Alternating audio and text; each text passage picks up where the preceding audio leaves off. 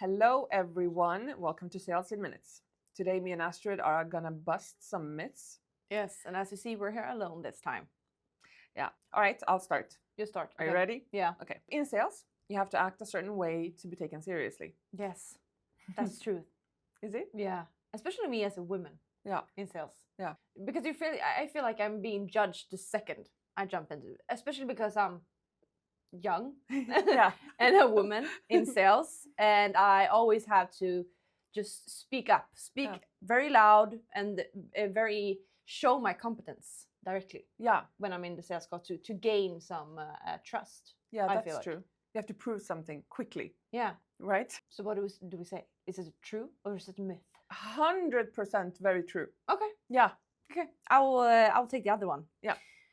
So my favorite topic: discounting is sometimes necessary to win. It has to do not with the discount itself. I think it's just it has to do with you giving something in order to get something. I mean, obviously you're talking to somebody who needs the product, or else you wouldn't be talking, right? Yeah. But I mean, it also has to do like they just I think it's just like it presents something else. I mean, I don't think the discount itself would actually make a difference. So it's for you to give some kind of balance. Well, I mean, you're like, okay, so the example is you walk into a car store. Yeah. You're there to buy a car. Yeah. Otherwise, you wouldn't go into the store at all, right? Very true. So you want the car, but you just want to feel good about the purchase, right? Yeah. So I think that's the reason. Yeah. It's a good vibe thing. But is it other alternatives that you can give? For example, value. Yeah, obviously the value is the value is given, like by buying the thing you're buying. So discount is good for you to have something to give them. Yeah, I mean it could be other things in order for them to feel like they did a great purchase. Yeah, I mean it could also be you giving them extra support. It could be them receiving, I don't know. Different invoicing intervals or something like that, similar. Yeah, big packages like it's a discount, like extra services. Yeah, I mean, here's the thing. I think like if the price was at the discounted price from the beginning, you would still have to give the discount. Yeah. True. So it's not the price level. In most cases, at least. I mean, it's not like that. I agree. Always. So yeah. So what do you say? Is it true or a myth? I think it's true. Okay. Yeah, I agree. Good. Okay. All right, it's me. Being liked is important in a sales process. Oh, very important. Yeah, it is. Yeah, I feel like it's very important, at least for me. But who is it important for, do you think? I mean, is it important for me to win? Yeah, you think? The process, yeah. Yeah, but also like think of it this way. So when you're talking to someone, that person is going to be your like main contact. Yeah. Most. Yeah. Probably. But then that person creates like some sort of business case internally, perhaps. Yeah, okay, they don't know if I'm a good person. But you create champions by being liked. Yeah, exactly. So that is something that you actually do. So I feel like all the time I try to be liked as much as possible for the champion I have. So I can create a champion that really want to win with me in the process. Exactly. Yeah. You become a team. Yeah. Yeah. Exactly. Okay, that's good. Yeah, and you have to like each other to become a team. So not a myth. Not a myth. Okay, you go. Sales is about manipulating and convincing people. Oh. Manipulating is a very harsh word, though. It's very harsh. Yeah. I mean, to some extent. You're quite good at manipulating. I didn't know I was good at it, but thank you. But you are, though. Why? I just feel like I just have very good arguments. You're creating your own narrative with your customers, and that's very good.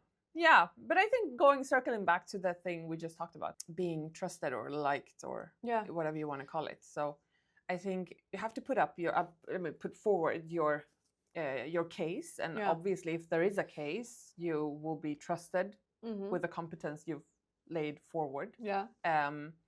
So yeah, I mean, what was the question again?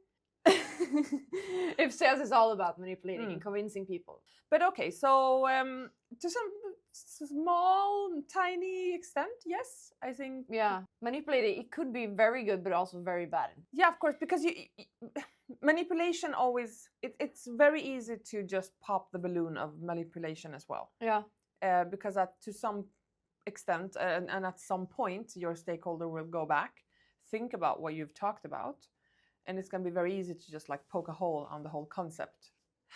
I think it's a myth, actually. Yeah, I would say so as yeah, well. right? Yeah. Because it's not about convincing anymore. I feel like the old school sales, which we're coming into as well, are about convincing people to just buy the product. But now we're selling more. We get more of a value-based selling. Yeah, very true. I agree.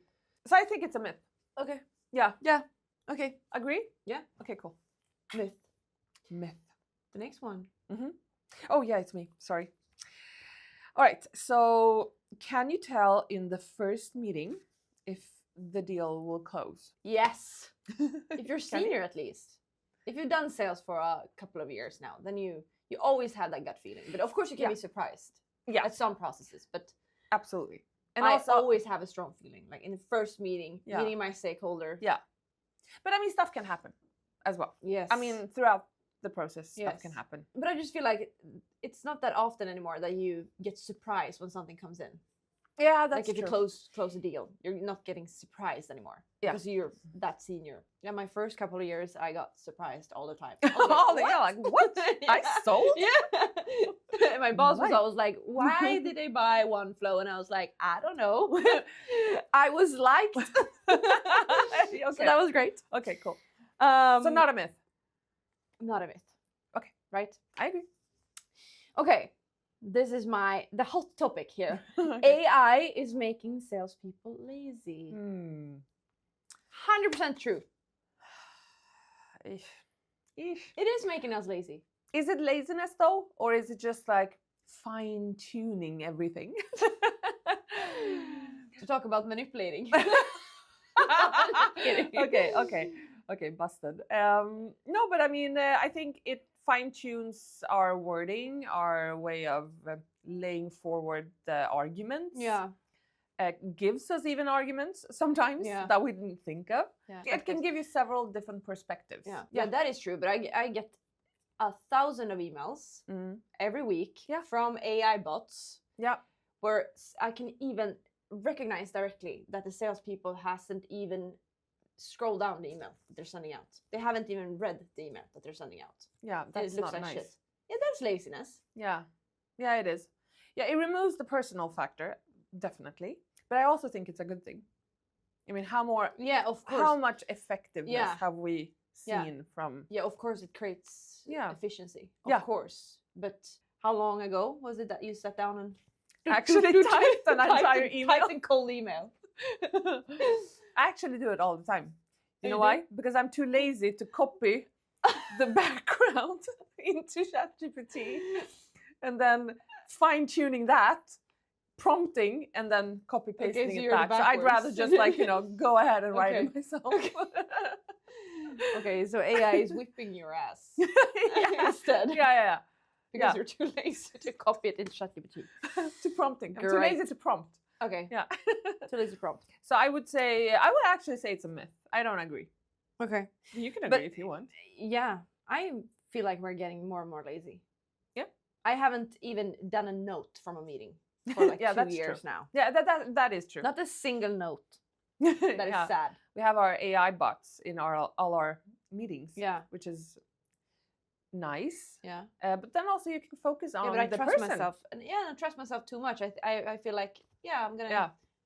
You know, once keep this in the brain bank. I had a meeting with a customer, and the AI bot didn't come into the meeting. So you were sitting there like, no. I was just like trying to listen for once. What are you saying? Okay. No, but I didn't even have a pen, so I actually forgot to transcribe that meeting. And after a week or something, I remember like trying to go back and see what was said, and I was like, I can't find it. I was like, God damn it. What do I do?